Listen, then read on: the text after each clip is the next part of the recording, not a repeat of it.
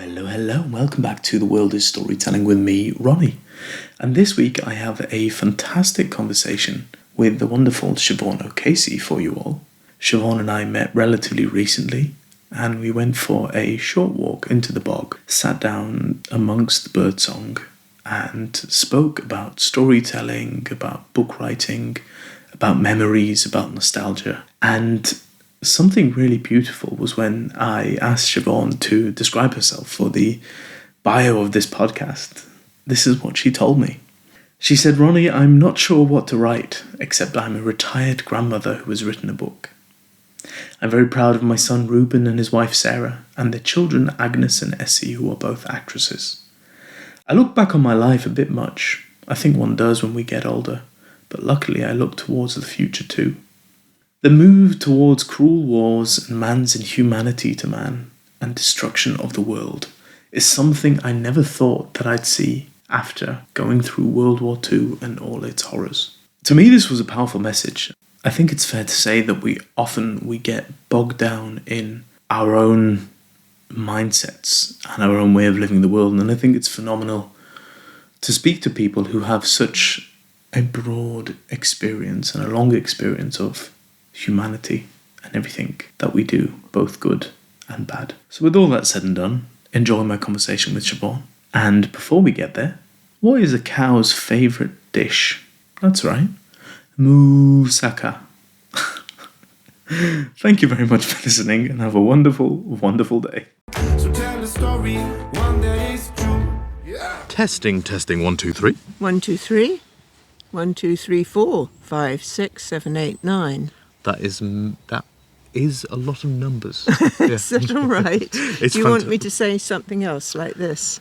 No, that is wonderful. I can see that we're tracking you, we're hearing you. Oh, okay. All the important things. Okay.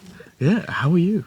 Now, today? Yes. Fine. Wonderful. Yes. I always like to start the podcast with an ode to where we are. No, I don't know if an ode is too much of a big word, but where are we and who are you? Well, we're sitting somewhere in Westmeath, which is in Ireland, which is bogland, but it's very beautiful. And there's a lake down there with a solitary duck on, but others round the corner, and a coot, and a heron if you're lucky, and an otter if you're lucky. If you're very lucky. Yeah. Have you ever seen the otter? No. No. No. Me neither. No, you have to be there for a while. I wonder if this otter is a myth. No, someone's seen it. Ah. Yeah. Okay. No. So I'm Shivaun, and I got to know this man who owns this domain, this house and garden, quite large garden and lots of trees. Ages ago, in the 1990s, not so long ago. Oh, yeah. Okay. I had a theatre company up in Northern Ireland, and he became the chairman of it. Oh, I see. Yes. Right. Mm. Huh. So the title of this podcast is "The World is Storytelling." Right. And I have this belief and this joy in the fact that everything, if you peel back some layers and you peel back connections, there is story everywhere. Lots of them, I should imagine. Yes. And especially the connection of people and place. Mm-hmm. And it always fascinates me how, you ask people stories about themselves and they answer, sometimes yes, sometimes no. Mm-hmm. But then you ask them about their connection to a plot of land or an area, and suddenly there's more and more. You're picking out these unraveling ropes and strings and stories, and I wonder how that is for you. Is for me? Yes. Well, Devon is my home, really. Yeah. I mean, I'm back there now, but that's where I was born, and that's where I spent the war as a baby. So I suppose I'm very connected with the earth of old Devon. Yeah. You know, the red earth and the way it sort of makes some of the sheep red. Does it really? Yeah. Oh, okay. Yeah, if they're in a red field, Yeah. you know, with the red earth. Yeah. So I love the Devon people, and my dad was Irish, and he said that their warmth and, the way they wanted to talk so freely and reminded him of his people in Dublin, where he was brought up. So Devon is my home, really, although I've travelled to various different places, but not so many. No, is this you really being modest? No, I mean, I haven't, But I did live in New York for 11 years, which is very different to Devon. Yeah, certainly is. Yeah, much more concrete and, it's very beautiful, but, yeah. There aren't that many skyscrapers in Exeter. No, luckily. Wouldn't suit Exeter, I don't think. I don't think it would, no. But I'm fascinated by how you are, part of this family who are, in a sense, an Irish royal family. You might feel that here, but luckily in Ashburton, where I live now, it's not like that at all, which is great. But you do have this very strong connection to Ireland. Yes, I do. But you haven't spent that much time here, have you? No, not really. No, I mean, I did have a theatre company, but prior to that, travel was expensive when I was young, and we didn't have much money. The first time I came to Ireland was, I can't remember when the Bishop's Bonfire was put on. It would have been 54 or 6, most like 54. And I came over, and that was the first time I knew or discovered Ireland and was here for a bit. But I wasn't, I could only say I touched on it. But we did have a great friend called George Gilmore who lived in the Slads, which is right up the top of Howth. And he was a very interesting man who had written a long play, and he'd been in love with a woman who had died of tuberculosis and never wanted to, have anyone, marry again. So he was a bit of an isolated man. But he did take one out to Island's Eye and in his boat. Yeah. Yeah. And when he came to London, I was smaller, he'd look after us while my mother went to theatres there. And he would take us on great adventures. A friend of mine was up there with him. He'd go to all the escalators, and we'd run up the down escalators. And he was, liked adventure. Took us on, Yeah, he was a lovely man. And he and his brother, evidently, were in prison quite a lot during the Troubles, so to speak. More, I suppose, not. I don't know when, maybe during 1916, maybe before it. Right. And they were known as the Gilmore brothers who could escape the prison. Yeah. They had that. Yeah, they had that mythical thing about them. But his brother evidently looked after the boats in Dunleary Harbour. Yeah. Definitely an escapologist. Yes. Yeah. So there was well, I don't want to say funny side note, going back from 1916 to slightly closer to now, that the mayor of Totnes fell into a river. Oh, that was on VE Day.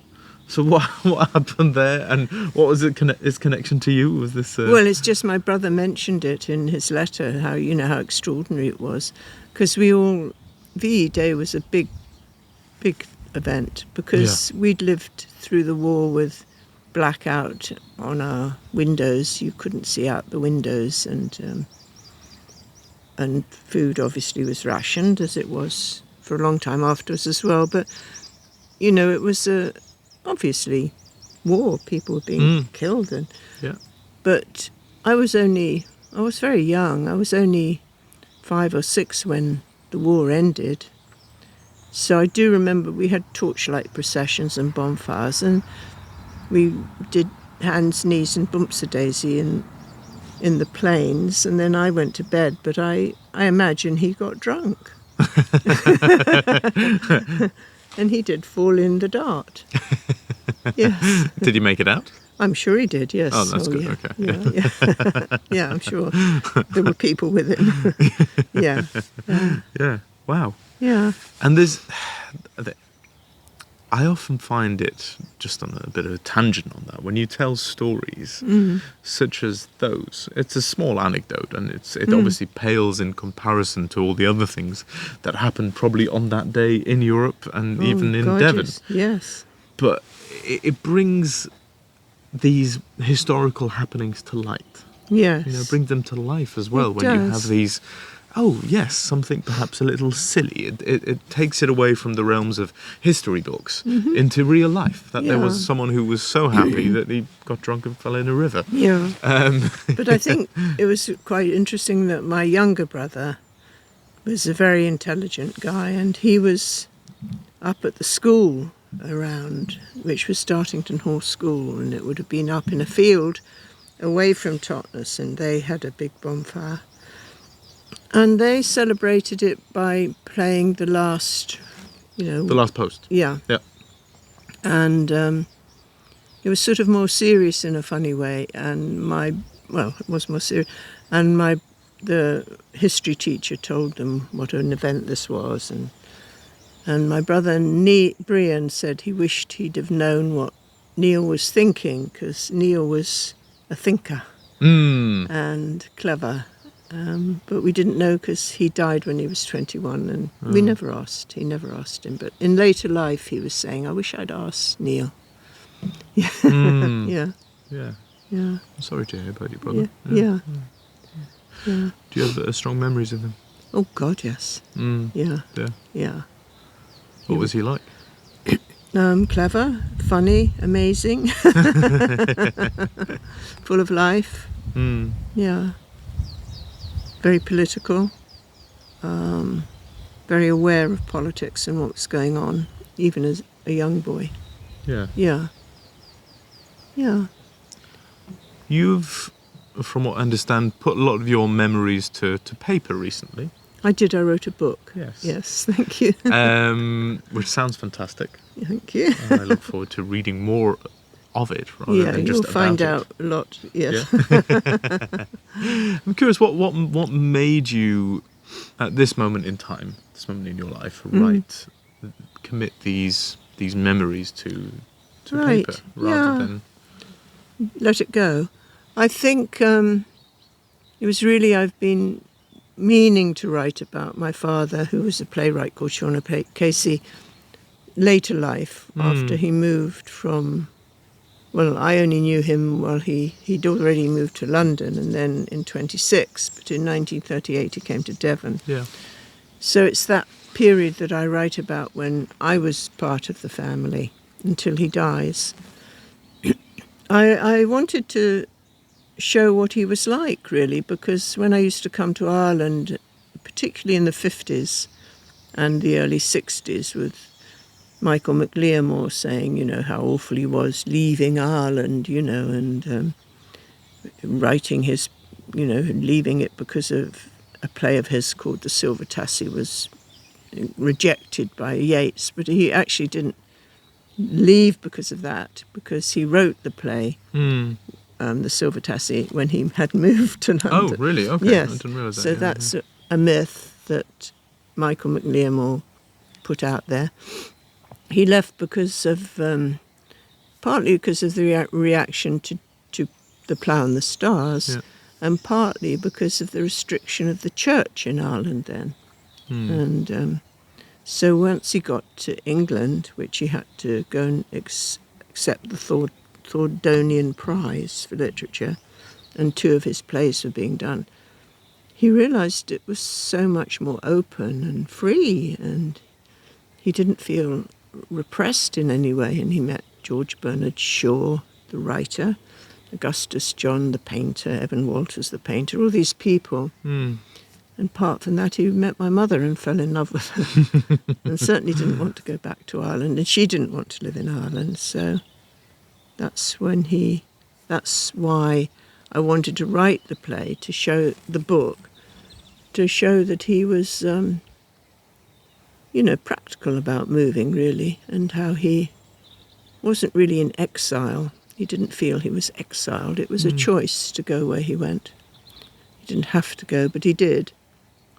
And then when we moved down to Devon, he loved Devon.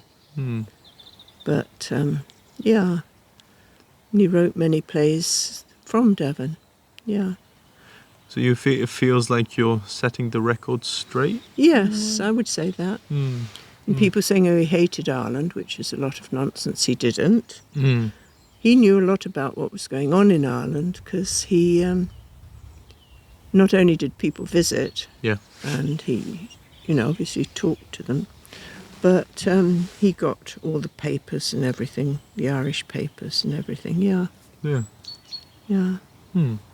How does it feel to know of someone as your father, but then also knowing that he's someone in a way who the public felt ownership of too, a form of celebrity, where for you he was your father, and for the rest of the world he's a very different entity.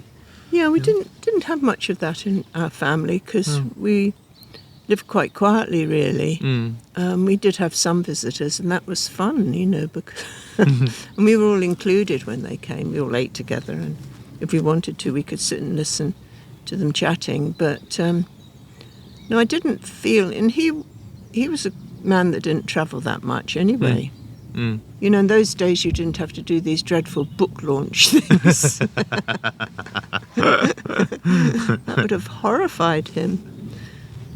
So he saw a few of his productions, but by that time, I suppose you'd say after the war in the 50s and the 60s, his eyes were getting very bad because he had trachoma when he was young, which was, you see little African children with it, and you get it from infection from flies. Oh, okay. And you get ulcerated eyes and inside ulcerated, but in the end what happens is your eyelashes grow inwards. Oh dear. So it's very painful. But they can cure it now with antibiotics. But he luckily went to an eye man and was saved a bit, but he didn't like to travel. It was a big deal for him to travel. So he didn't, so we didn't have that feeling that he was taken over. We took him over, I think. You seem to have a very calm and grounded presence. Really? You do, yeah. And we're sat, for the audience, we're sat, and there's a lot of bird song around. A lot. A little. Comparatively. Because the sun isn't out. Yeah, the sun isn't out. But there is, this... Oh, yes, there's action.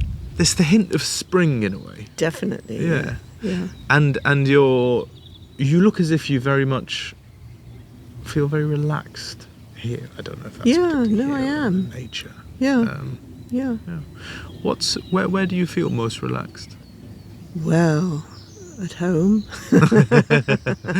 What is it about home that makes you relaxed there? Well, because it's so familiar. Everything is so familiar, and it's what I like to look at. And there's a garden and people and friends, and I'm very relaxed at home.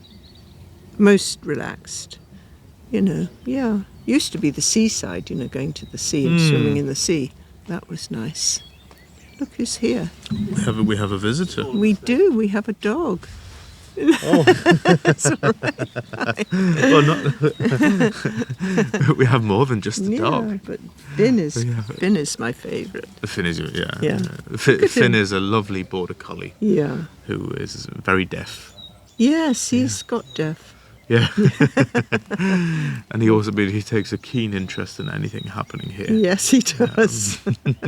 Very at home and relaxed. He certainly is, yeah. I mean, we're very far away from the sea, so you said you prefer the seaside? I do like the seaside, but I also like where we are and living now. I'm living inland from the sea near the Dartmoor, Yes. which is also interesting. And we have the Dart going through. Going back to your memoirs, we can call it that. I read that there's a lot of talk about Harold Macmillan. Yes, Harold was... I only met him once, but he was the publisher of my dad's books. Yeah. But he was also happened to be a politician. But it was his brother Daniel Macmillan who ran the book publishing business, really. Yeah. But Shivaun and Harold got on very well, which was interesting because Harold was a, conservative. Yes. But he was, of the old school of conservatives that didn't ignore the poor. He actually did quite a bit, for housing and proper places for them to live and all that. But he was, correct me if I'm wrong, but from what I understand, he was diametrically on a different side of the political spectrum than your father. Oh, definitely. Well, Shivaun would say, well, of course, Harold Macmillan really is a communist. You really are, yeah. But their great love together was Dickens. Oh, yes. Interesting. Yeah. Okay. So and literature, but Dickens in particular. They both adored Dickens. Yeah. Another proof of storytelling building bridges. Yeah. Perhaps. Yeah. Yeah. Yeah, possibly. Could.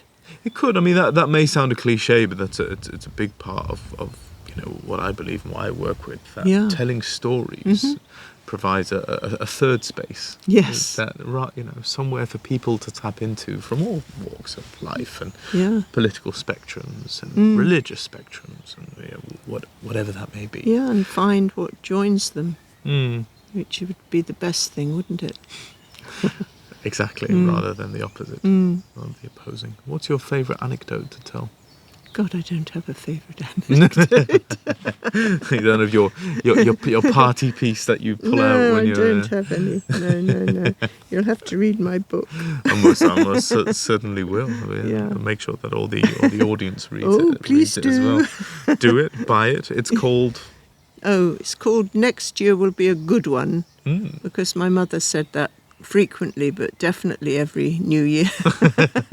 And were they always good ones? No, that's the point. But you were always looking for the next year.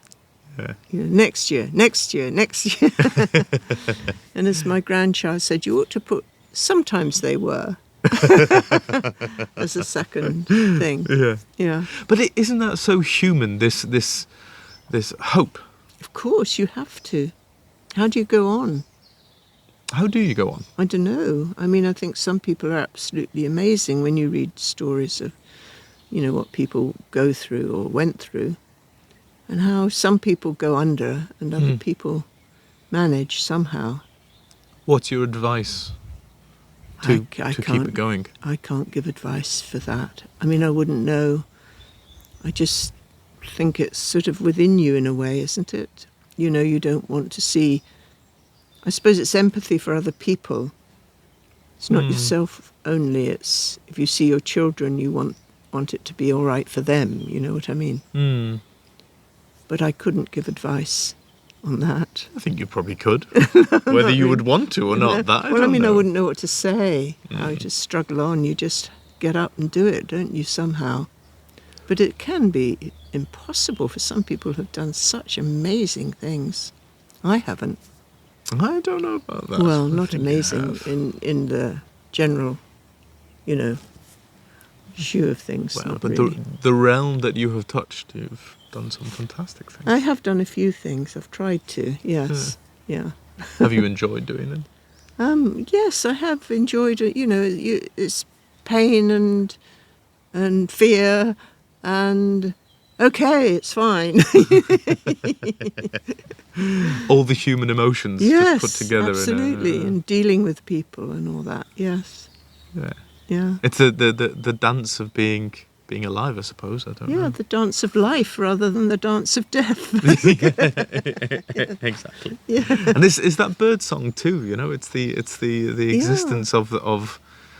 I guess nature is always moving. It's either shedding its leaves or growing its leaves or budding, or there's always something going on. There is, and that's so amazing. And even in the winter, you know that it's all going on underground, and you can see the buds even then. You know they're going to come forth, hopefully, if bloody Trump and all these people seriously think of climate change, because it's happening.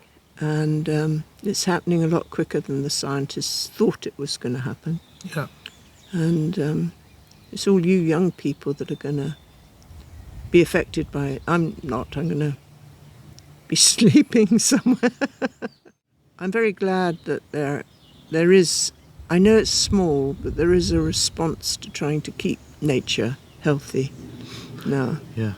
Yeah, and nature will always do its thing. It's just what will happen to us, really. It is, yes. If the people went, the earth would be a lot happier.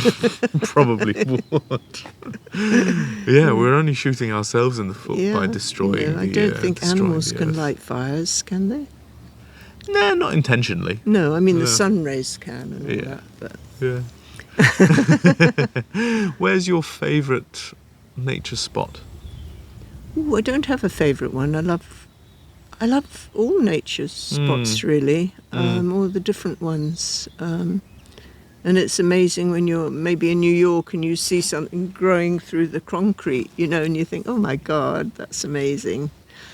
But I suppose it's home, Devon. Yeah.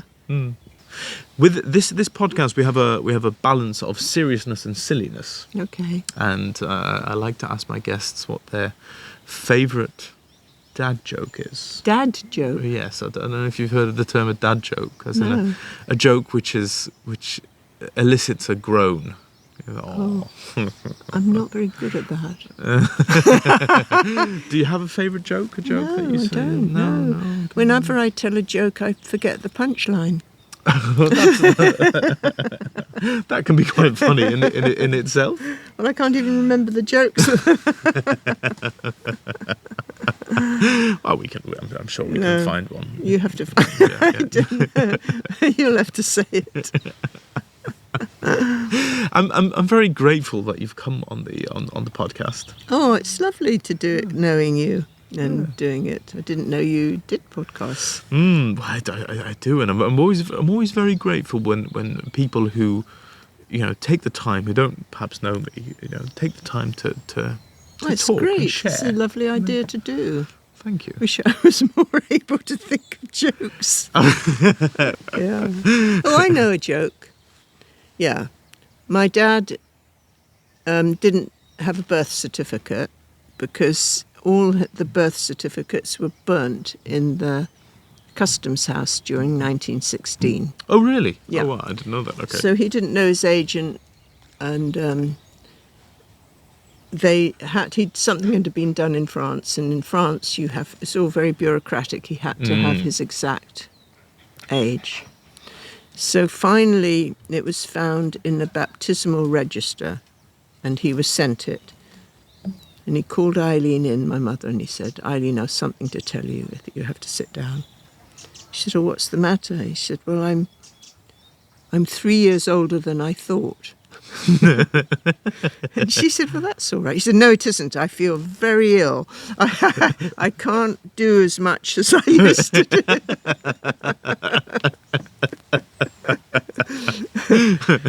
But luckily, that didn't last too long. But for a bit, Eileen said he walked around a bit slowly.